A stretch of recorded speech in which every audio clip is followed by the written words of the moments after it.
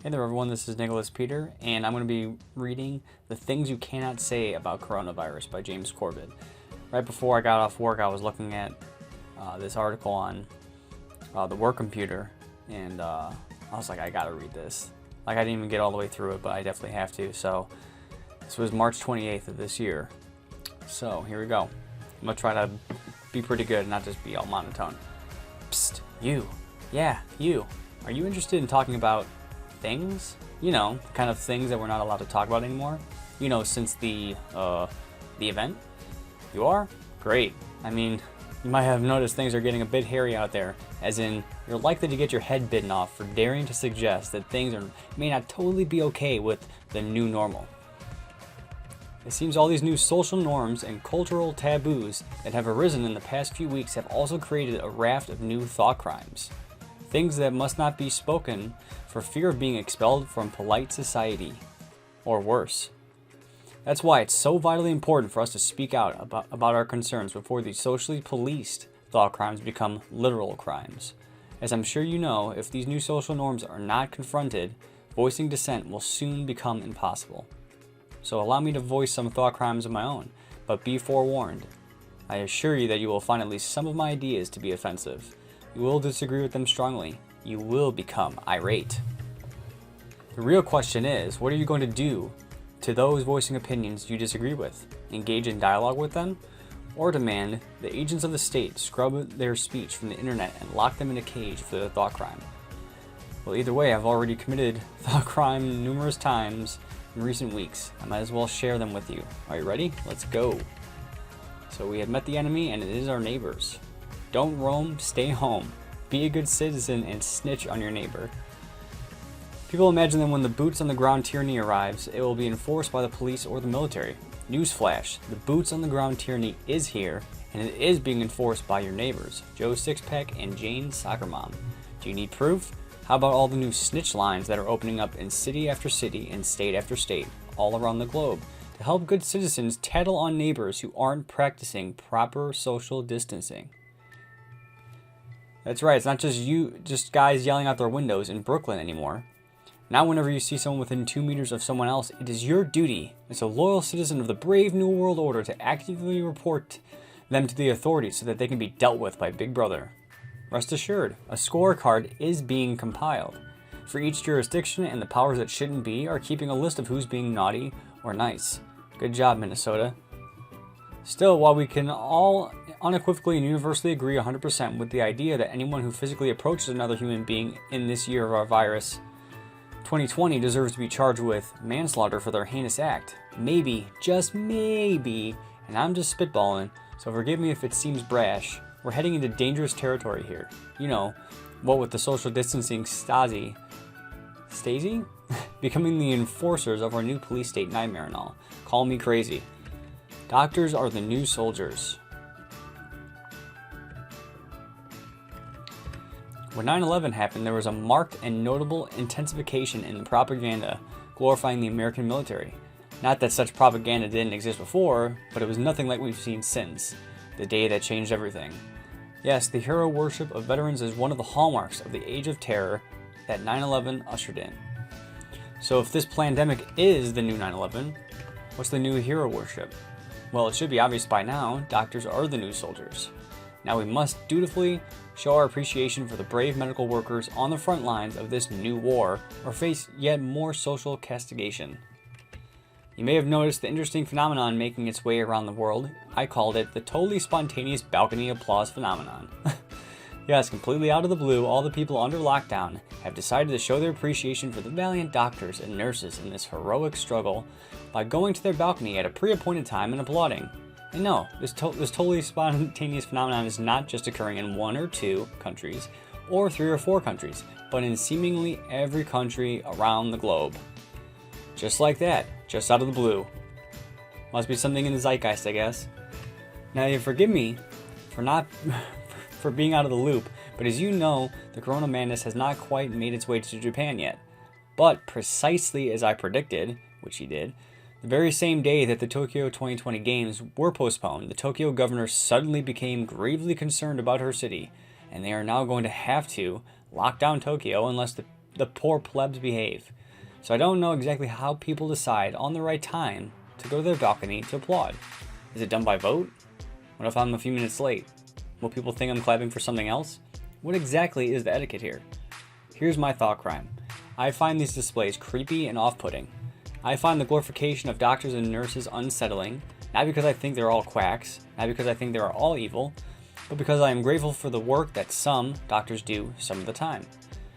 Not because I don't recognize the enormous stress that these doctors and nurses are under right now, but because this socially engineered adoration is going to be used to push an agenda exactly like the glorification of veterans was used to push the militarism agenda of the post 9/11 years. This time, we are being asked to glorify doctors and nurses because these are the same trusted experts whose authority cannot be questioned who are going to be giving you the vaccine. You know, the vaccine. The one that will bring an end to the then 18-month-long psychological siege that we are being placed under. What? You still question the vaccines? You still dare to defy the authority of these brave doctors and nurses who risked their lives for us? You can't say that. You disgusting conspiracy-mongering thought criminal, you. Be honest. You know that this push is coming, and they are getting the public to sign on with all these spontaneous balcony applause sessions. So perhaps you'll forgive me for not joining in. I do not trust a single one of the numbers being reported about this outbreak.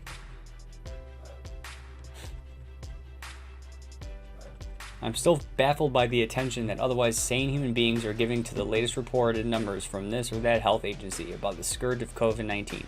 People are throwing around CFRs and ROS like they've been studying epidemiology their whole lives. In truth, they're just regurgitating whatever they saw on CNN or were told in the latest Governor Cuomo press conference. So what do we make of the baffling discrepancy in death rates from COVID-19 between different countries? Why is Italy's death rate from the disease a staggering 10%, while China's is more like 4%? And what does that mean for the 70% of humanity that experts warn will be infected by this virus? And while we're at it, why don't we ask some equally meaningful questions, like, what color is the Easter Bunny? How many angels can dance on the head of a pin? And just how tasty is the cheese that is that moon made of? Oh, wow, that's dumb. I love it. As I demonstrated weeks ago, methods for diagnosing this disease vary so widely from country to country that making comparisons between countries isn't even like comparing apples and oranges. It's like comparing apples and aardvarks, and diagnosing a particular type of viral infection via CT scan. How can we possibly trust the infection numbers that are being generated by such methods?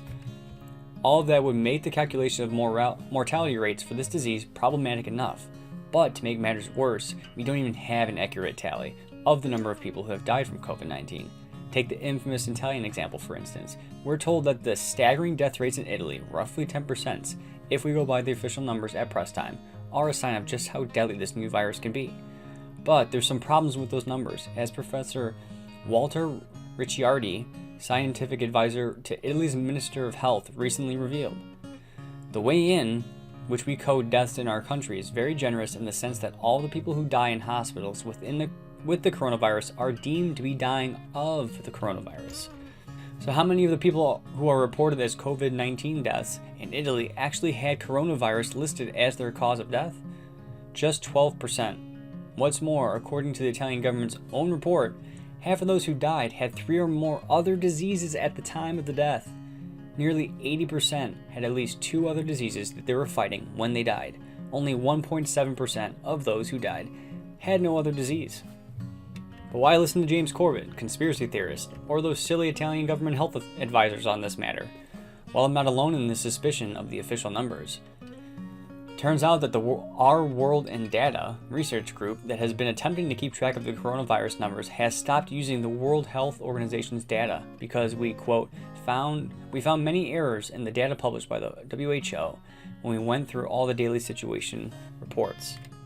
And John Ioannidis, who Corbett Report listeners will remember launched the Replication Crisis in Science with his landmark 2005 paper on why most published research findings are false, has recently come out questioning whether the current COVID-19 response is a fiasco in the making, as Ioannidis observes. The data collected so far on how many people are infected and how the epidemic is evolving are utterly unreliable. Given the limited testing to date, some deaths and probably the vast majority of infections due to SARS-CoV-2 are being missed. We don't know if we are failing to capture infections by a factor of 3 or 300. 3 months after the outbreak emerged, most countries, including the US, lack the ability to test a large number of people, and no countries have reliable data on the prevalence of the virus in a representative random sample of the general population. After this current madness, people will view the public's blind acceptance of these practices in the same way that we look at the public's blind acceptance of bloodletting and other methods of medical chicanery from times past. The death of a 91-year-old is a family tragedy, not an event of international concern. Okay, so you still insist on taking these phony baloney numbers seriously. Then let's take another look at the Italian report on those dying, not of COVID-19. The report tells us that the median age of those who have been pronounced dead with, not of, COVID-19 is 78. To put that number in perspective, the average life expectancy in Italy is 82.8. That means those who are dying with, not of, the disease are within years of reaching the average life expectancy. And let's not forget, they are also suffering in the vast majority of cases from at least 2 other diseases. I venture to say that a similar panic could be raised about just any viral disease in circulation if it was being reported in the same way as this coronavirus is being reported. Since we're committing thought crimes here, let's be blunt. Elderly patient with multiple complications dies after contracting respiratory illness is not a news story, it's a daily fact of life. But in fact, it is a news story. I have been keeping tabs on how the Canadian MSM had been covering the pandemic panic and saw a segment on one of the national news broadcasts about a woman whose 91-year-old mother died in a nursing home. It was implied that this 91-year-old woman's life was tragically cut short by the coronavirus, and to make matters worse, her daughter was unable to hold a funeral or service for her mother because Canada is currently under lockdown.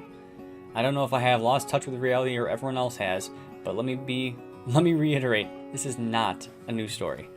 Don't get me wrong, any such death is doubtless a tragedy for the family involved. My heart genuinely goes out to all those who lose their relatives in such circumstances, but this is not something that we upend our entire civilization over. We do not stop all productive human activity on the planet, collapse the economy, send millions upon millions of people to the unemployment line, institute lockdowns, and begin talking about mandatory vaccinations, internal passports, and other abrogations of essential human freedoms on such a basis. In fact, if I were to be dying at the age of 78 due to some viral respiratory illness along with my other 78-year-old cohorts, I can guarantee that I would be outraged that the powers that shouldn't be were using my death to upend the liberties that I had spent my life attempting to defend. It is disgusting. But what about the young people who die of this disease, you ask? Fair enough. Again, according to the official reports, which, let me remind you, should not be trusted, there are people under the age of 78 who are dying from the disease as well, albeit in much smaller numbers. And according to the models from the experts, who, let's remember, are right about everything, there could be hundreds of thousands more deaths before this pandemic runs its course. Well, that brings me to my ultimate thought crime. The idea that disease and death are unnatural or avoidable is anti-human. People die. Sometimes they die of car accidents. Sometimes they die of work-related mishaps. Sometimes they die of old age. Sometimes they die under extremely questionable circumstances, while trying to shed light on information that is uncomfortable for the deep state. And yes, sometimes they die of respiratory illnesses during viral pandemics. I'll go one step further. Our mortality makes us who we are. Humans are blessed and cursed with a knowledge of our own fate. No one makes it out of this life alive. And so the question of what we do with our lives becomes paramount. But more and more, death is being removed from life. Our elderly are shipped off to nursing homes to wither away so that we don't have to face aging. The funerary industry is neat and antiseptic. Death has become an abstraction, something that happens somewhere out there to other people. Not to us, though, surely.